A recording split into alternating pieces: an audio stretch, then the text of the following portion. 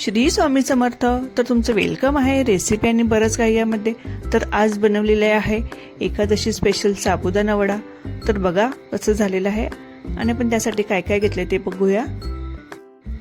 2 मोठे साबुदाणे घेतलेले आहे, ते मी आधीच 2 ते 3 तास आधीच भिजवलेले होते. बटाटे घेतलेले आहेत उकडलेले, शेंगदाण्याचा कूट घेतलेला आहे, अद्रक, 4 मिरची घेतलेली आहे, जिरं घेतलेलं आहे आणि चवीनुसार मीठ घेतलेलं आहे. मिरची तुम्ही कमी जास्त पण घेऊ शकता.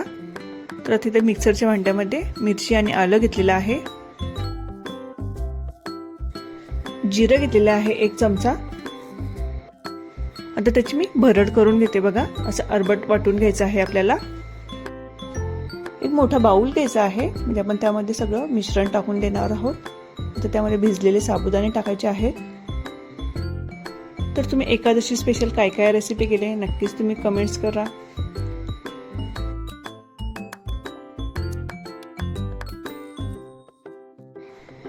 आता त्यामध्ये उकडलेला बटाटा टाकते. मी मीडियम साईजचे 2 बटाटे घेतलेले आहेत.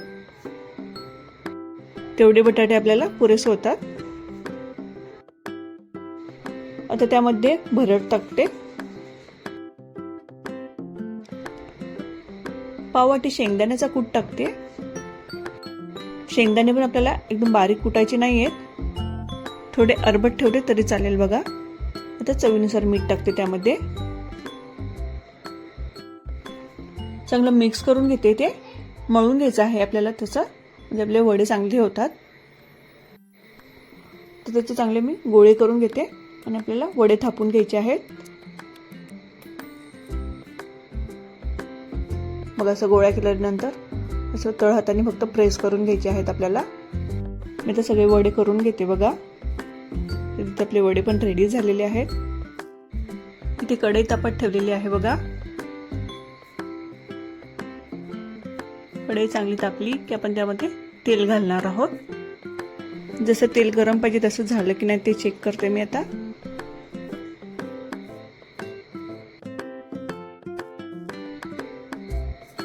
तर इथे आपलं तेल पण चांगलं तापलेलं आहे. तर एक एक करून वडा सोडते मी तेलामध्ये.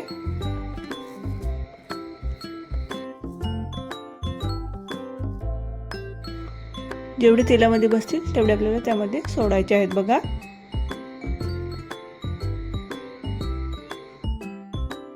तर दोन्ही साईडने गोल्डन फ्राय करून घ्यायचे आहेत आपल्याला. गॅस मीडियम फ्लेमवरच ठेवायचा आहे. बघा तर एक साईड आपली झालेली आहे, मी आता पलटून घेते इथे. तर तुम्हाला अशा साध्या आणि सोप्या रेसिपी बघण्यासाठी आपल्या चॅनलला नक्कीच व्हिजिट करा. नक्कीच तुम्हाला रेसिपी आवडतील. तर इथे दोन्ही साईडने आपले वडे झालेले आहेत, वरून मस्त कुरकुरीत झालेत. बघा आपला वडा कसा रेडी झालेला आहे. साबुदाणा वडा करताना पटकन फुटूही शकतो, याची नक्कीच तुम्ही काळजी घ्या.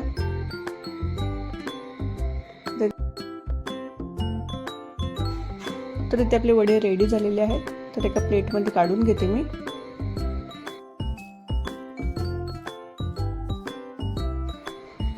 दुसरे पण वडे मी त्यामध्ये टाकलेले आहेत, तेही गोल्डन फ्राय करून घेते.